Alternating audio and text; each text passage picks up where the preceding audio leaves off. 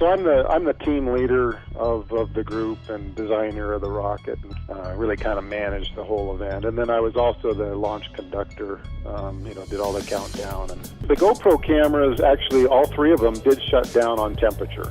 And the cameras were all mounted to the outer skin of the rocket, which does get really hot from the aerodynamic heating during the boost portion of flight. In fact, some of those areas can get upwards of 300 or 400 degrees.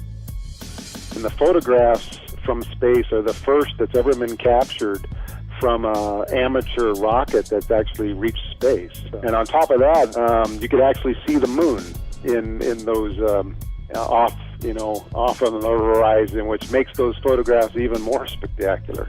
That white object that goes fluttering by could have been an alien for all we know. I have no idea what it is. It might have been something that was in the booster when it separated, and yeah, we saw that too. It's a curious object. We weren't too far from where we had actually tracked. It was on the other side of those mountains on